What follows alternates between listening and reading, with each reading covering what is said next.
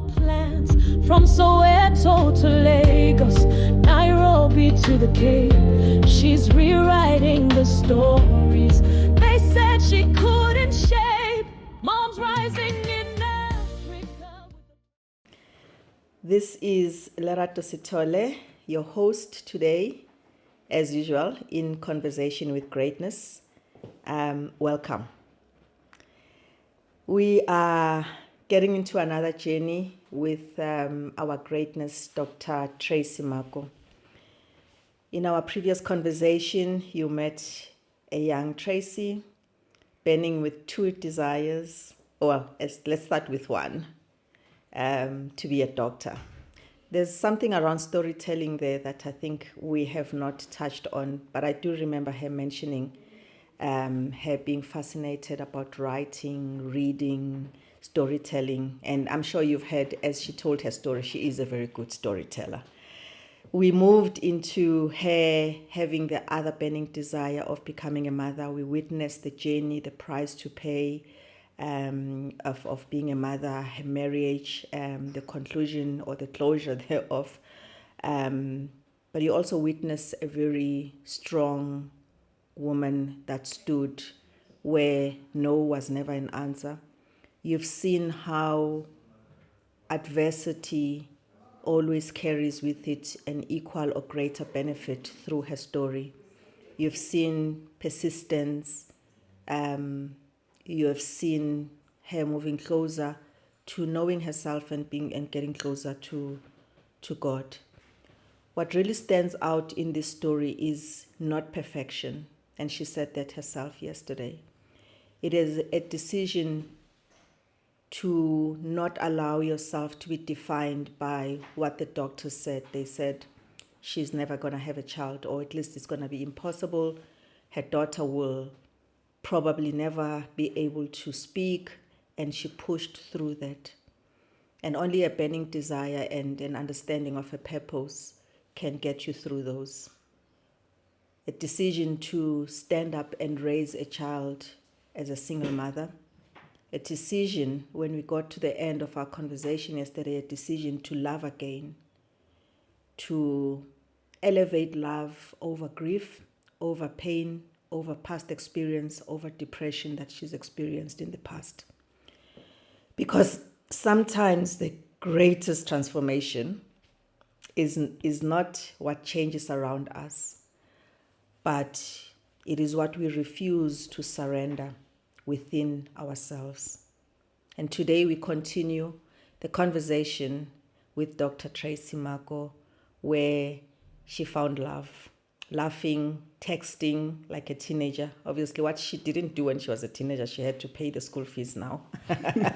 Texting and really enjoying love this time. And the definition of love and being in a relationship is completely different than where she started. So we are embarking now on a life after finding love and understanding and embracing love. Welcome, Dr. Tracy. We are so blessed to have you again today. Thank you so much. Lovely to be here. Dr. Tracy, you are now in love. Yes. All is good. And who is this woman now in this new space of falling in love? And let's just hear a little bit more. You did give us a hint, but let's just get a little bit more about what's going on in that space. Yeah, I think when they say time flies when you are having fun. I was a student at the time. Remember, I had just completed my entrance exams for neurology specialty. Okay. So right. I was in love in the midst of a very heavy training. So if you know anything about specialist training in South Africa, you know that it is harsh and it is a mental game. So it was a bit of a relief for me to be in love at that time, because it meant if I had a tough day at school, then I have somewhere where to let off the steam, and I have someone who would, at least reassure me that things would be okay if I just keep on keeping on. Yeah. So that And was, you got that. Yeah, and I got that. Yeah. This time I was mature in the relationship, in that I was always open to share. If something was not going well with me, I was able to open up and say to him, hey, listen, I'm struggling with 1, 2, 3. And he Right. was always, willing and ready to say, let me support you through this. How do you want to get out of this situation? So that was what was different about this Tracy at that moment. And this relationship. Yes. Yeah. So that was good. Of course, dating is not yet marriage. Yes. And I don't know at what point do we speak marriage, and at what point do we start thinking, is this another chance for motherhood again? Or is it even on the table because of the journey you've traveled? For me, in my mind, I had decided that motherhood is not something that I would want to attempt again. But I was in a new relationship, and I did communicate that in the beginning. Okay. He didn't really argue with the point, because he knew from what background I am saying I do not want to ever attempt motherhood again. So he understood the weight you were carrying. He understood the weight I was carrying, and he was willing to give himself and me time to sort of adjust to our new situation. Without pressurizing you. Without pressurizing me at all, knowing the pressures that I was under with studying, and the pressures I was under with being a mom to a child with special needs. Yeah. So I also was quite invested to see how he would relate with my daughter.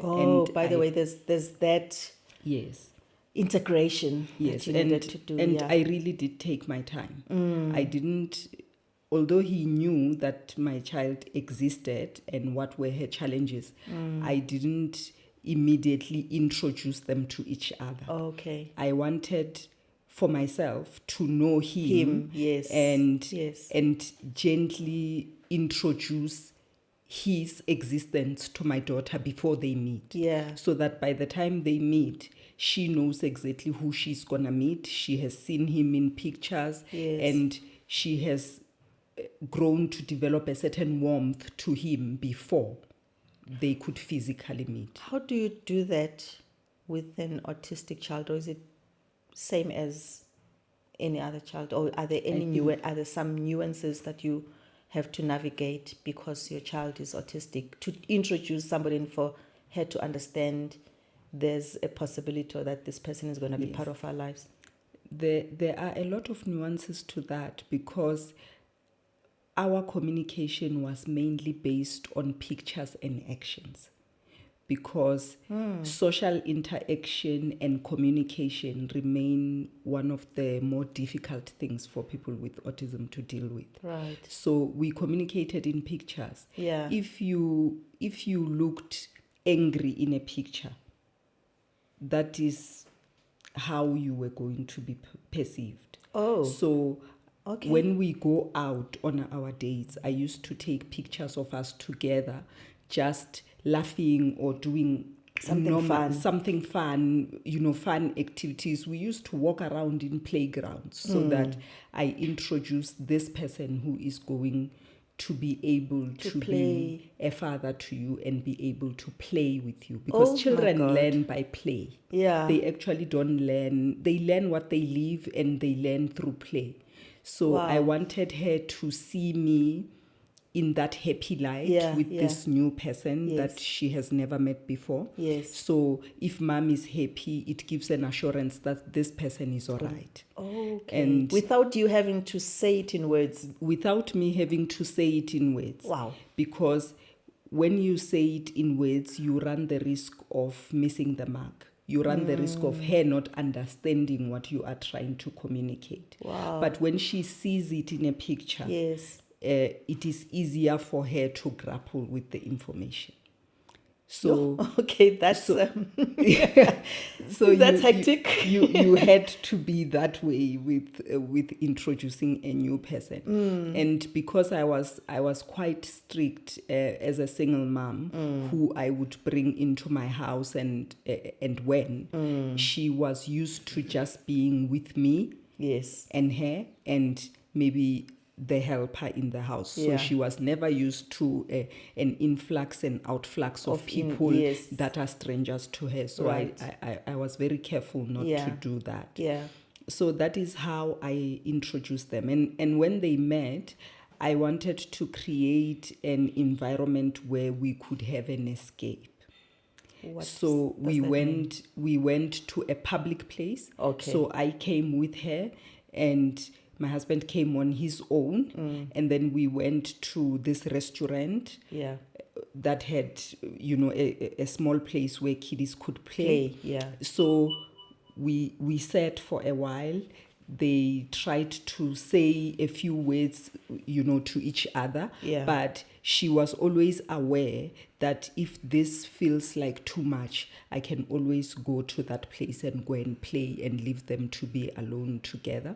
And I wanted her not to have the pressure that when we leave the restaurant, we are all three of us going home together. Yeah. So that when we are now together, me and her, I can try and gauge whether she enjoyed that interaction or she didn't.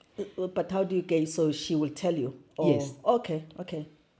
She would usually relieve certain things, or have the expectation that tomorrow at the same time we are going to do the same thing. Then you know that she enjoyed it, rather than avoiding the topic altogether and never mentioning that, we going again to that place that we went yesterday, and she used to refer to him as Mommy's friend. Mommy, are we going to see your friend again? Then that gave me the reassurance that she doesn't actually mind this friend of mine. She is okay with him. But naturally, I think for anyone who knows my husband, he's generally a very warm guy, and very friendly, he enjoys the company of children, which I think helped us a little bit in that situation. I raised 5 children. Yes.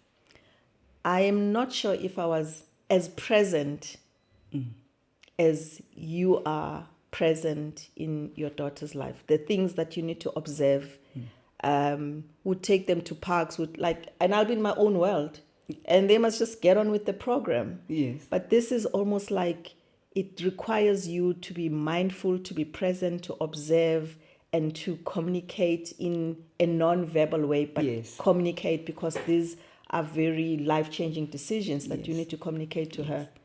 Because I was quite clear that anyone who couldn't handle my daughter couldn't be in a relationship with me. That is how important that interaction and that observation was to me. Right. I wanted it to happen before I could commit myself to something long term, only to find that my daughter struggles more with my relationship than I am happy. So I took it quite seriously. Motherhood. So I made sure that I observe, and I really do observe. Yeah. Motherhood that has called you to be selfless. Yes. To put her first. Yes. And would you say that continues to be the modus operandi and will continue for the rest of your life? This is how it will continue for the rest of my life. Wow. Where I am a present and committed mother, and I observe every little thing, so that I do not miss a lot, or so that my children do not end up feeling like we had a mom but we were abandoned. Yes. Wow. And in the midst of you studying, in the midst of you being a doctor, running and all of that, which we will hear more about. So now the introduction is there, you are comfortable. Now, is there a question like, will you marry me? Now he's also comfortable. He's also comfortable. But what the one funny thing I will tell you about my husband is that the very first day we met, without knowing much, he told me that one day I'm going to marry you. Okay, that question was was already thrown in there. The marriage thing was already thrown in on our very first date. Yeah. And I found it strange. And I did say to him, I said, well, you don't know much about me, but you say you will marry me. How do you know that I'm the kind of woman that you would like to marry? Let's get to know each other first. And he was like, some things you just know. Wow. And because you want to get to know me first, I'm going to afford you the time to feel that you know enough about me for you to agree to be my wife. But for me, I already know. So I'm coming in already with that level of commitment to say this I'm doing for marriage. I'm not doing it just to date. Yeah, just to keep the time going. What did that tell you about the kind of men that you met this time around? I thought to myself, this man is different. Because in my thinking, when I was a single mother for those years, I thought, well, I bring a tough deal to the table. So any man who feels overwhelmed by my situation, I wouldn't blame them. Yeah. And I was okay with being alone because of that. Because I thought, you know what? Who would sign up for this? Yeah. But I found someone who, you know, when I say my daughter has special needs, he says, oh, okay. And I'm like, what do you mean, okay? Say more. And then he says, no, I don't have to say more. She's your child. Yeah. And I am here with you. Therefore, I have to be there with you, for her, with her. So it's not a question of what kind of special need is she, what does she do or not do. For me, as long as you tell me you have a child and I'm wanting to come into your life, that is all the information that I need. The rest, we will figure it out as the journey progresses.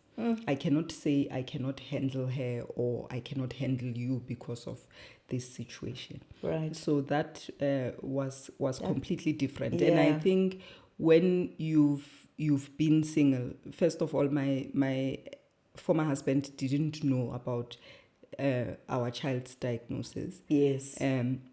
But he still left and gave up the opportunity to be her father. Right. Not knowing much. Yes. So now I'm meeting this new person who is saying, I will take her as she comes, just as much as I will take you as you are. So I think that that was encouraging. God does bless and wipe tears. Exactly. Because they don't come like that very often. Yes. So back to the question of motherhood, you had told him that this is not what you're looking at because of, and of course you would have narrated the journey that you've had. What did anything change? He gave you time, didn't pressure you. What changed in you to first agree that, because the onus was on you now to say yes to the marriage you've been told right from the beginning. Yes. And also, when did you open yourself up to motherhood again, and why? We spoke through it. We had a lot of conversations. For him, he was interested in my well-being before he could be interested in us trying to have children. Yes. So we used to speak through the fact that, okay, if you are still scared of having another child because your previous experiences with pregnancy haven't been so great, right, then maybe we should work towards a point where you are no longer scared, so that if you make a decision, it must be a well-rounded decision, not influenced by fear. Yes. And number two, it was important for him, for me to know that no matter what situation we found ourselves in, he would be my strongest support. Right. So he needed to prove to me that he would be supportive through any circumstance. Yeah. So that, I think after those conversations, then I asked him, because I said, okay, this is my decision that I made for myself before I met you. Yeah. So now that we are together, we need to somehow find a way of making a decision together. That suits both, that we are both comfortable that we are both comfortable with. Then I came to the conversation, okay, would you like to have kids? But at that time, what has happened to you to ask that question? What has worked out in your mind for you to ask that question? Does it mean then you are ready? No, I wasn't ready. Oh. But I wanted to know his honest standpoint. Yes. So that as I work myself towards a readiness or the lack thereof, I must know exactly how he feels. Okay. So I was just collecting data for myself to say, would I need to reconsider my standpoint? Yeah. So we spoke about it, and he was like, of course I would like to have children. And I would also like for you to experience having a child that is neurotypical. Because you cannot judge the wholesomeness of motherhood based on loss and based on the diagnosis of your child. And he also took the time to commend how far I had come in terms of accepting my daughter's situation and understanding it, and actually working very hard for her to reach certain milestones that felt impossible. Right. So because of that level of support that I received from him, I became warmer in my heart in terms of saying, okay, maybe it wouldn't be such a bad idea to see what kind of father he would be to my own children. Yeah, but Because are you still carrying a bit of fear, risk, and? I'm still, first of all, I think as you go through your life, you sometimes hold on to certain diagnoses. Yeah. I was still regarding myself as someone who is infertile. That even is at number that, one. Oh. Even at that time. Wow. I had an alive child, but I was still regarding myself as someone who is infertile. And I did say that to him. I said, listen, for me to get here, I had to take 2 rounds of infertility treatments. So it was not easy. So taking infertility treatment while studying, while raising a child with special needs is not something that I would really like to sign up for. Yeah. And in a very light manner that only my husband can manage, he said to me, you know what? Maybe you are not infertile after all. And I looked at him, and for and you are carrying this bucket of and then and he's lightening up, and he made the moment so light. He said to me, well, we are always allowed to test whether you are infertile or not. Yeah. So before you even think about going back to the gynae and taking treatment, let us just go the natural way and see if you wouldn't manage to fall pregnant. Right. So at that time when we were having those kind of conversations, that was the time when he decided, okay, now I think it's time for us to get married, because we are already discussing the deeper things of marriage and family and things like that. It wouldn't be nice for you to now start behaving in a way that your parents wouldn't understand. That so is that so part out of respect as well. that is so out of character for you and where you are in your life. Right. So after that, then we got married, and I remember that I didn't the first time I fell pregnant, I didn't know that I had fallen pregnant at that time, because we had decided we are going to try naturally and see. So you were not counting, you were not checking, you were counting. just not. Yeah. I didn't want it to get to my head, because I thought, if you start overly analyzing this situation, you are going to get back to being in trouble all over again. Yeah. So I remember that we were a bit hectic. He had a function that was quite a big function that was happening at his job at the time, and I was busy, preparing for exams now, my yes. exit exams, and I remember him narrating a conversation that he had with his mother, and he says to me, my mom told me that.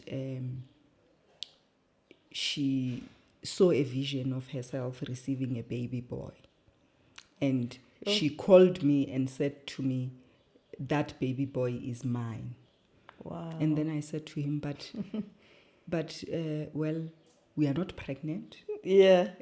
So maybe she's seeing someone else. Yeah. And then she's like, no, if you know anything about my mother, you know that her visions never miss. Oh, wow. Then we continued, we went for the function, and then we came back. And after we came back, because of my struggles with infertility in the past, I had sort of learned that I do not have regular periods. Yeah. So even if my period didn't come for 4 months, I was not bothered. Yeah. Right? Yeah. Because I was used to it deciding when it was going to come. And because at that time I was not even on any particular treatment, so I didn't even expect it. So I remember suddenly at work in the morning, and we were standing, we are always standing in that of course. job. We are forever standing. We stand forever. You stand, so as I was standing, I just heard from a distance the voice of my HOD. We were in the ward. Yeah. The voice of my HOD saying to the lady who was standing behind me, it's like, Dr. Tracy is going to fall, hold her. How? And in hindsight, I thought to myself, what did that guy see? So I was feeling very faint and dizzy. It was in the middle of summer, and the wards were really, really cold, hot, you know. So I started to get, a lot of heat flashes and whatever. And because you are surrounded by doctors, she held on to me, put me on a chair, and we decided, okay, we are going to check the blood pressure. We are going to check this and that and the other thing. We checked the blood pressure. Blood pressure was very high. And then the boss decided, okay, maybe she should go home. Let us allow her to go home. Can somebody call her husband to come and fetch her? My husband came, picked me up. We went home. And on our way home, I said to him, I think we must go and buy a pregnancy test. Yeah. And he said, yeah, out of the blue.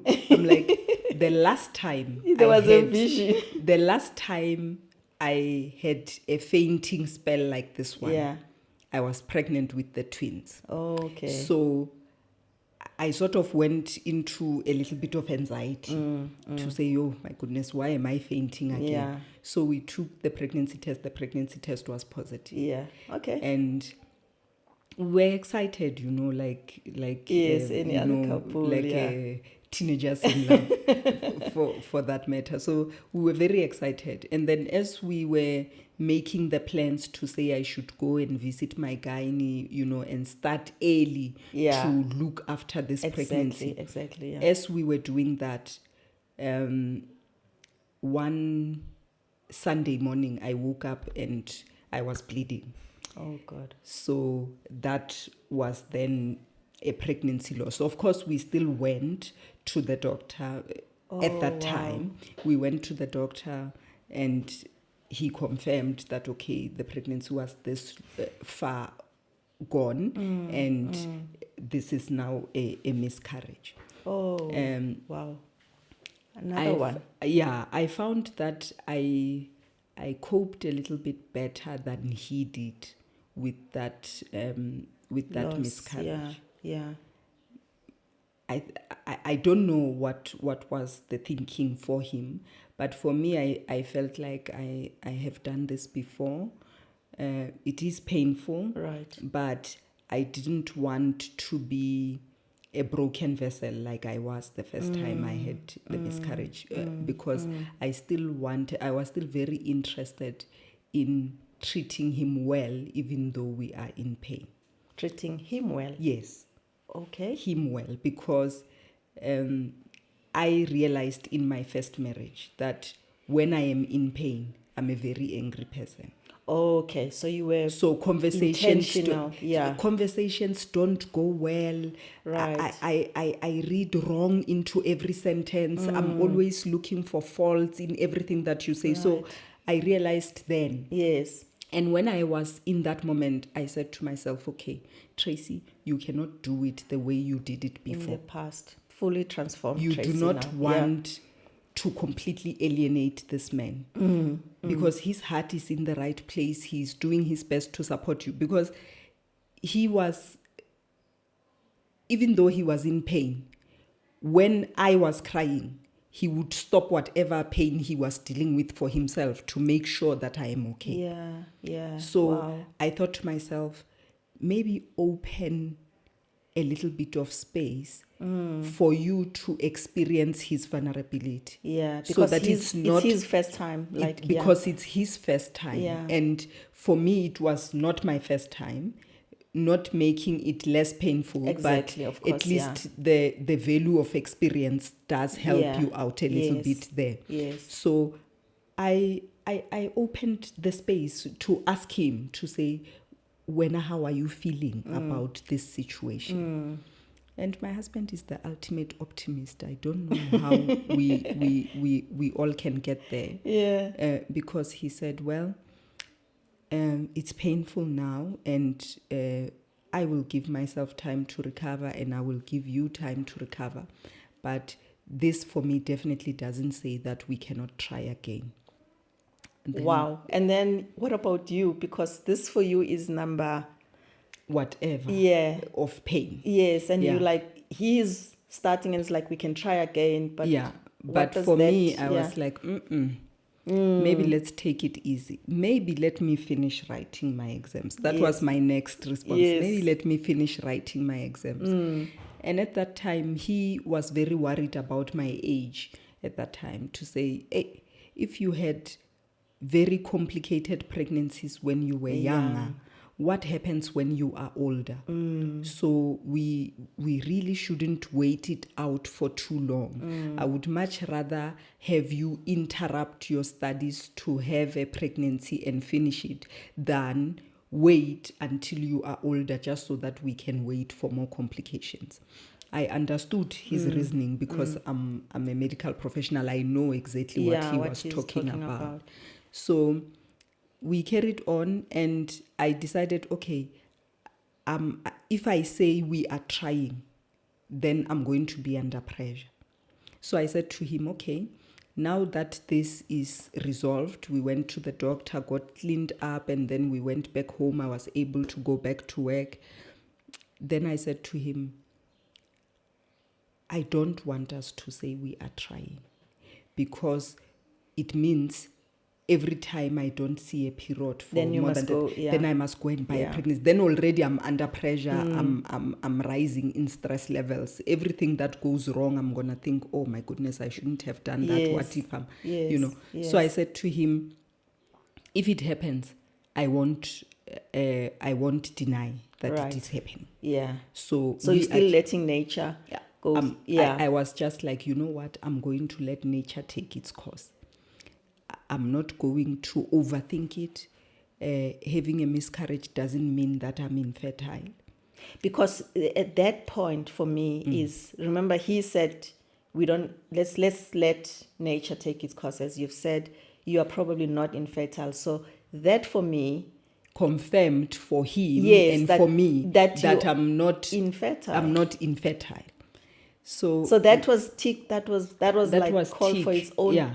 celebration and gratitude. And as we went on with our conversations, I was reminded about something that I read in the medical book this time, not in one of those books that I was reading for fun. Yeah. I remember, reading that the person you choose to have children with actually influences what kind of pregnancies or the lack therefor you are going to have. Yes. Because if your genetics do not mix well together, you will have pregnancies that are filled with loss, because some of the pregnancies we lose them because of genetic abnormalities that happen when the genes from the mom and the dad meet to make this baby. So if the genetic makeup of the child is not compatible with life, then that pregnancy would end in a miscarriage. So I remembered that, and I thought to myself, maybe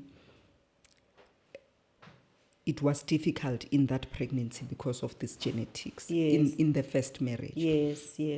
So we carried on, and fortunately, about 6 months from when I had decided I'm writing exams, I found out I was pregnant with our now second pregnancy. Oh, okay. Yes. Without having to worry about it. Without having pay to worry attention. about it. We went to the gynae when we needed to go to the Yes. gynae because we found out we were pregnant, or because I was bleeding, or Yes. that kind of a thing. So naturally, again, I fell pregnant with our daughter. Yes. Yeah. That pregnancy was not the easiest pregnancy for me. How? Can you not have something easy? Every time Oh I my find God. out that I'm pregnant, Yeah. my first prayer is always, Lord, can this please be a normal pregnancy? Yes. 2, can I just deliver a normal, healthy baby? Yeah. Okay. Those are always my 2 prayers. Yes. But, well, I was pregnant, Studying, I was working. pregnant, studying, working, and still raising my daughter. Yes. And in that pregnancy, quite early on, I struggled with blood pressure, which is a very common thing for at least in South Africa, where I've worked my whole life. Pregnancy-induced hypertension is one of the commonest complications of pregnancy in this country. Yes. So I struggled with blood pressure, and it was not easy for it to be controlled by the normal medication Because that you're pregnant. I was being given because I was pregnant. There is a specific treatment that is given when you are pregnant for this blood pressure. I found that medication was not very efficacious for me because despite me taking it, the blood pressures were still high. So because of those, very high blood pressures, I ended up delivering my daughter quite early. So she was a premature. So she was a premature. So now, how what's you define them by weight or by number of weeks, or by number of weeks and by weight, she was very small. Yeah. So when she was born, I was 31 weeks, which is around 7 months. Yeah. And when she was born, she was 1.6 kilograms. So quite small baby there. And I found myself, despite my high efforts, yes, I found myself still reliving the trauma of me not wanting to deliver the alive twin because I was afraid of prematurity. And now here I was. Yeah. Facing that prematurity. Because at that time when I went to deliver her, it was a rather emergency kind of situation because I went to the doctor for my normal follow-up. Yeah. And when I got there, blood pressures were extremely high, and he was like, I cannot let you go home with this blood pressure because you are going to go home and have a stroke. So we have to admit you immediately. So even our preparedness to welcome the baby was not there. Yeah. Because I was such a paranoid pregnant woman that I decided I'm not going to buy anything until I am sure that I am going to deliver. So you're kind of waiting for anything might happen. You are always waiting for the other shoe to drop, So when I was admitted, my husband had to then leave me in the hospital and go and try And buy some clothes. buy some stuff for the baby and for me, which was quite a funny thing. But God being so good to us, my sister came to the rescue and said, you know what, go to the hospital and be with her. I will buy all the necessary things and I will bring them to you guys in the hospital. Yeah. So during the time of the delivery, I got very sick.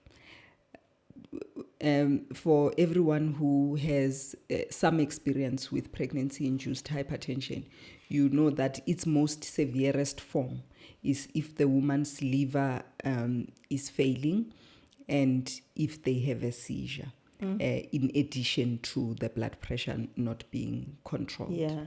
So my liver was showing signs that, there is a bit of trouble. That is when we decided to go for the Caesar. And we thought the Caesar would solve the problem. Yeah, because baby the out and then baby out, and then your body my body will deregulate itself from that. Unfortunately, it's not exactly how it happened, because I delivered the baby, and coming out of theater, I had a seizure. And then I was unconscious for a couple of hours. I don't know that I can say I was unconscious. I was unconscious because I do not remember what happened that day myself. But for the people that were around me, because my family came, my husband was always there, they explained to me conversations that we had immediately after I delivered, of which I remember nothing about those conversations. I don't remember conversing with them. And I remember when I finally came to, I realized that I had delivered for about four days, and I haven't once seen my daughter. The babe. Because she was now in the NICU, and they couldn't bring her to me because she was too tiny, and I'm not well to such an extent that I can't walk. What made me say, no, I want to see my baby, was the fact that the nurses from the NICU were coming to me asking for milk for the baby. And I was like, guys, how am I supposed to have milk for a baby that I delivered prematurely? And I haven't even seen her. I don't even know what she looks like. How is my body supposed to create milk for this person who came earlier than she should have? So eventually, me being very pushy, I decided that, okay, despite not feeling well, put me in the wheelchair. So that I can go and see my child. My husband tried to say, no, let us wait. Yeah, let the nurses do Let us wait. You must be patient. And he was going to and fro between NICU and where I was, trying to take videos of the baby and pictures to show me. I was like, no. I want to see How am I a mother to this child that I've never held? No, that is not okay. And he tried to say to me, listen, even when I go to see her, we are not yet allowed to hold her because she's not yet in a stable, condition that we can hold her. But I was adamant. And because I was like that, and he could see that my emotions were rising, the more I asked to see the baby and everyone is saying no, the emotions kept escalating. Eventually he said, okay, sister, let us put her in a wheelchair so that I can take her to go and see the child, because we are going to have problems here if she doesn't see the child. And anybody who knows working in medical care, the level of stress of your patient also affects the way that they heal. The way that they heal. Oh, yeah, so yeah. they felt yes, they yes, felt that yes. okay, because she's stressed out about not being able to see the baby. Healing might be delayed, and then she will spend more and more time being away from the baby. So let us allow her to go. I went and I saw the baby. And being a medical mom can sometimes be very challenging. I got there. You know too much. I was in the wheelchair, and I looked at her. She was very tiny. And I remember saying to the sister, "Where's the doctor?" And the sister said, no, the doctor has already done her rounds and she has gone. I said, well, this child looks yellow. And the sister was like, but we checked, she's fine. I was like, no, this child looks yellow. And I realized that this thing happens to me quite a lot when I go to deliver. So I said to them, no, well, it's fine. The doctor has already done her rounds and she's gone. But can you please just test the bilirubin for me while I'm standing here, so that when I go back to the ward, I know that you know what you are supposed to do. So now you're for even her. telling them what they must test. I mean, that's a big word. Is that something that's like jaundice? Yes, okay. it's jaundice. So they checked, and indeed, she had the jaundice. And then in that small state, in that prematurity, there's already another complication. There's already another problem. So they put her in the blue lights, which is what we do for jaundice in small babies. And then I was now free to go to my ward now. Yes. And go and address my own issues. Yes. So I left and went back. And eventually I got discharged in an okay state. I wasn't yet all the way there because of the challenges of trying to address my blood pressure and address the levels of bleeding that I was having after that cesarean section. Yeah. I ended up having a heart that was failing. But your heart? My heart. My heart was failing at that time. So I would become really breathless over nothing. Like if I tried to walk from the bed to the toilet, which is very close in the wards, it's just a few steps, then I would be completely breathless. And I was very, very sullen. But be that as it may, blood pressure came down, and they felt that, okay, I was on enough medication for the heart failure to be able to resolve on its own, and they made arrangements for me to be able to see a cardiologist. Okay. So I was discharged. Right. I'm discharged. The baby is still in NICU. So I went home, and the decision of the doctors at the time was to say, we must provide whatever it is that the baby needs while she's in hospital. Yes. But I must stay at home to heal. So I must take a little bit of bed rest, and dad can come and see the baby and bring the supplies and things like that. Being a mother is a duty of sacrifice. Right. I was able to stay at home only for one day. Yeah, and being the type of mother you are, like what you want is what you want. And the other thing is that my husband was getting in trouble over nothing. Because when he goes to the hospital, he would receive a list of things that he should check. Yes, for me. From you, yeah. And now he doesn't have my eyes, he doesn't have my experience. So inevitably, there would be something that he wouldn't check. Because for him, he was just excited that, okay, here's my little girl. And she's growing day by day and stuff like that. And eventually on the second day, I was like, no, I'm going. Yeah, I'm still weak though. I was still extremely weak, but I said, no, I'm going. So we went, and when we got there, I tried. Now, if you've been in neonatal ICU, you know that it is a very hot place. It's very hot because those little babies are not yet able to regulate their temperature, so they get cold very easily. Yes. So for me, with high blood pressures and all that, the heat was not kind. Hey? Oh. And I remember one of the days going to visit and feeling so dizzy in there, but I didn't want to say I'm feeling dizzy because I didn't want the we told you to not come kind of conversation. So you had to live it through. I had to live through it and hold on to things so that I don't fall. And I remember just whispering to my husband, I think I'm gonna faint. And him not, the most natural response for someone when you say that is for them to scream so that anyone who can help can help. Yes. I expected him not to scream, but that's eventually what happened. So he screams and then the sisters come to my rescue. But remember, we are in a baby's ward, so no one can really do anything to check why I'm feeling faint at that time. So they took a wheelchair and they wheeled me to my gynae's office. I went and I set it out there.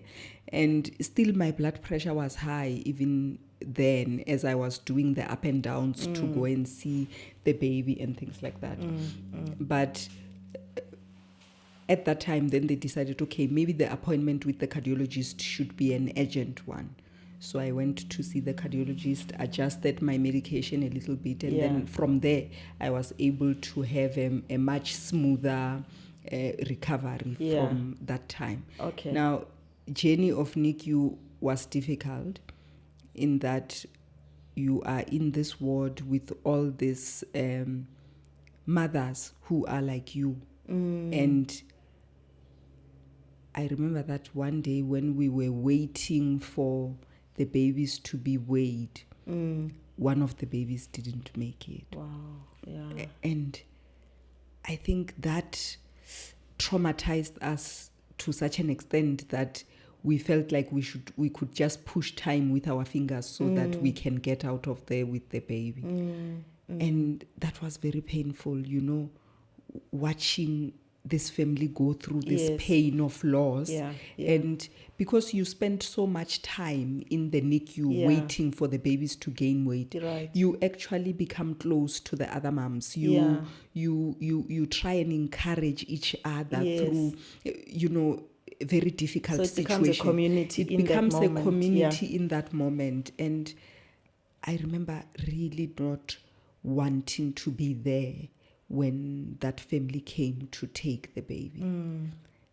I remember saying to my husband, no, I cannot handle that kind of a situation. I don't think I'm strong enough. And for many, they might think, but you could have been there just to support this mom. It was not your pain to carry at that moment. But,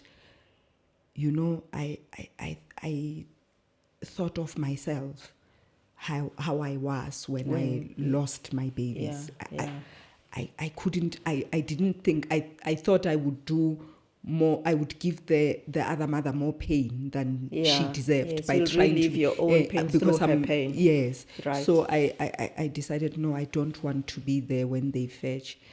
And my husband went to be with the baby. They fetched their baby, and then a couple of days after that, when we were still at home, now I was, a little bit more mobile, so I would go every day. Yes. The one day we took a little bit of time at home, and we got there later than our usual time. And I remember, when you've walked the journey of NICU for almost 3 weeks, when you enter, you just greet and you go where you are going, right? Because you are no longer looking for reassurance from anyone to tell you where your baby is. Yes. And I remember walking into that NICU and that place where I left my baby the previous day, she was not there. Oh. And I remember the look of confusion in my husband's eyes, because we were just there less than 24 hours ago. And I stood there and I said to him, where is my baby? And he looked at me and he was like, I don't know. And I just started screaming. In that moment, I assumed the worst. Yes. Because nobody told me anything. I walked into the ward, I greeted them, they responded back to me as if everything was normal. And I get there, it's a different baby. My baby is not there. And when I started screaming, is then that the sister comes and says, oh, Mommy, calm down. Your baby was fine, and we wanted to create space for a critical baby, so we moved your baby to another ward. Yo, why don't you just say? Oh my goodness, Kazini. why didn't you call me? I mean, you have my numbers, you have my husband's numbers. We are forever here. Why didn't you call? You know, I couldn't, I lost all the kindness that the Lord has blessed me with in that moment. I lost it. Like, I lost it. And it's understandable, right? I completely shouted at them. And that was such an out of character thing for me to do, because in my normal day-to-day life, I work with sisters. Yes.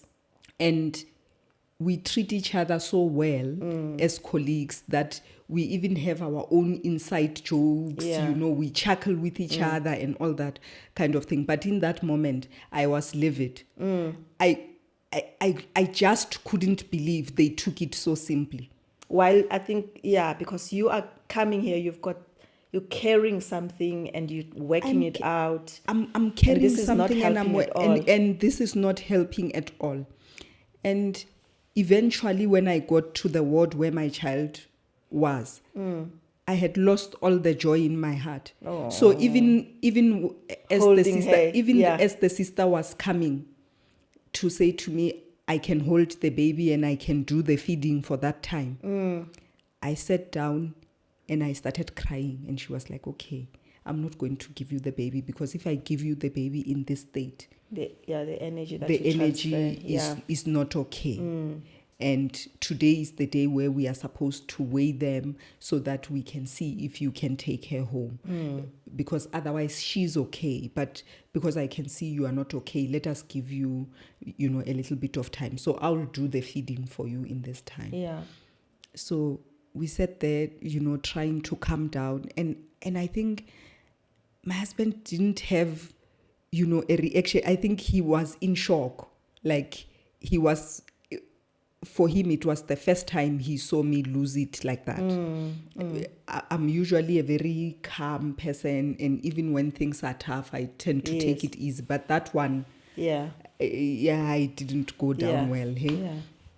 So, but eventually, after a month and about 2 weeks of being in the NICU, then we were finally discharged to go home with the baby. But a month and 2 weeks of every day in hospital, having to manage your thoughts, having to manage your hope and stay hopeful, and having those it's longer than a month. Yeah, and there were times where, you know, you feel like there is nothing that says good must happen to you, and there is nothing that says bad mustn't happen. So you are constantly on the gray zone. You are trying to prepare yourself for the worst situation and hope for the best. Yeah. So that was a little bit testing for us, but I was glad to realize that my husband was completely there. He was like completely 100% there with me. Whether I was at my best or I was at my worst, he was always there. Not knowing what to expect from me for the next day, but he was always there. Right. And at the end of the situation, my daughter had a very difficult first year of life because of complications of prematurity. So we would go home for a week, and then the following week we are admitted again because she has a chest infection. We would stay at home for a couple of months, and then we would go back to the hospital. And in that 1 year of her life, remember, I was preparing. Because I wanted to ask, what about the studies? I was preparing for exams. You didn't put them on hold? I was that weird mother who had the bags for the child, the packet of nappies, and a school bag full of neurology textbooks for the admission. Because when the baby is young, you get admitted alongside the baby as mom. So you are going to lodge with the baby. That is the first thing. So when the baby is sleeping, I'm studying. in the hospital. I'm studying. And when dad comes to come and be with the baby, I'm studying. on the side studying. And wow. I remember there was Imbogoto. I've never seen it coming in this package. Hey. You were overdoing this Imbogoto thing now. It was tough. And I remembered. But you had a choice to stop if you wanted to. I had a choice that I could interrupt, my studies. Yeah. But you said no. I said, interrupt. That means I have to open up another period of my life for this difficulty. No, I would much rather go. Difficulties don't know each other. So, so if you are going through one difficulty or you are going through two difficulties, it's still difficult. So I just thought, you know what? No, one fool at a time. They must just go together. It is difficulty. So I continued to prepare for my exams through that period, which was not very easy. But I remember even as a new mom, I never used to wake up in the middle of the night to say I must change the baby's diaper or I must prepare the bottle. My husband was doing that so that you can study. I can study. Wow. So I never even used to interrupt their daddy-daughter time. Yeah. I would just let them carry on. So and for that reason, I think even now, my husband has a very close relationship to our daughter.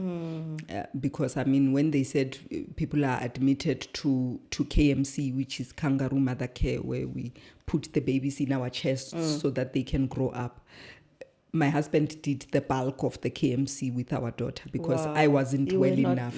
I wasn't well enough to do it. So that kind of thing continued even at home. My husband would never call me and say, well, the diaper is dirty. No, he never. I just saw the baby alive and growing.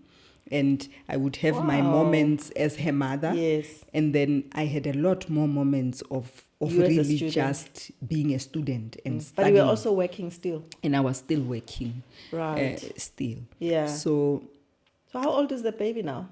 The baby is 7 now. Not so baby anymore. Not so baby anymore. Very opinionated 7-year-old at this point. Oh, yeah, man. but we went through that moment, and for her, after her first birthday, things started to flow much smoother because I think she had outgrown the complications of being a preemie. Yeah, so the first year was a little bit rough for her because it was in and out of hospital. And I remember at some point the pediatrician saying to us, "Please don't take this baby anywhere. Let her stay at home. When you take her out of the house, bring her to me for her checkup and she must get her immunizations and she must go back home." Because she was noticing that she tends to easily take infections from the environment. Okay. So for the first year of her life, even my mother-in-law was very strict in terms of who would come to visit. She always used to say, people mustn't go close to that child. That child is always sick. Let the child be with her parents. And then when she is grown and she's no longer sick, the rest of us would get to interact with her, which helped in a way because we didn't have an influx of visitors coming. Now, full circle, she's 7 years. She's got opinions. Yes. And nothing complicated after the first year. Nothing complicated after the first year. Wow. Yeah. And I remember that I am always an anxious and edgy mom until the child reaches the age where my daughter was when she was diagnosed with autism. Oh, the 2 years? Yes. Yeah. I'm always an edgy mom because I'm always observing. Right, yeah. So you still had that at the back of the mind to say... Remember, as I am raising her, I am still raising my daughter here. Yeah. And you tend to compare, the development of your own children. You remember that baby number one sat at 6 months, and then you are watching this one. Is she gonna sit at 6? Is she gonna sit at 5? Is she? So I was observing until such a time that I was sure that I didn't see any features of autism in my daughter.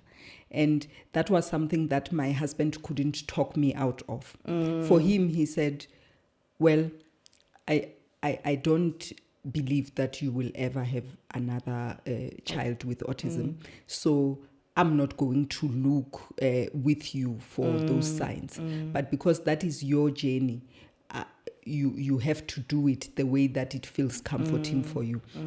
And he still, remained very supportive through that time. Yeah. And it eventually became me who said, no, I am now sure that this child is neurotypical, so I'm no longer worried. If you thought I was still harboring a little bit of worry, no, I'm okay. And that my colleagues call her baby neurology because you were studying at the time. Because no wonder she's got opinions. She was studying with you. She was receiving the knowledge through the placenta. So my colleagues call her baby neurology. I'm sure you went when you went through all, and I guess no matter how much of faith you've got, no matter how much connected you are with God, life is life, and we are human. But when you pass that milestone of 2 years, and when you said to your husband, I'm comfortable now, I'm sure. But even before then, from what you've told us, when you didn't notice certain things, you would have those moments of gratitude. You would have those moments of joy, those moments of celebration, and pass through until it was completely gratitude. Yes. I remember when I was a young girl, I used to love watching talk shows. Yes. And I remember, not to try to expose my age or anything, but I remember one day I was watching the Felicia Mabuza Sattler show. I remember that one. Ne? And that particular episode that I watched, there is one sentence that she mentioned in that episode that has stayed with me. Now, Felicia Mabuza Sattler's show was very old, but I still remember those words.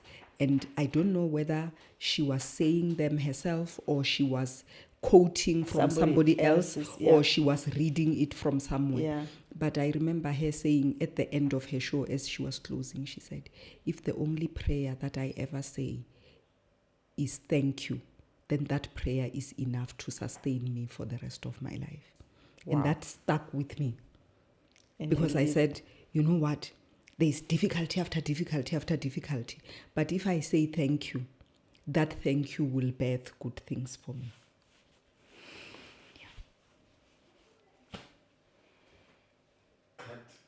Cut. Yo, fan. Yo, that was a good closure. Thank you so much for that. Okay, guys, we were very ambitious. I am not even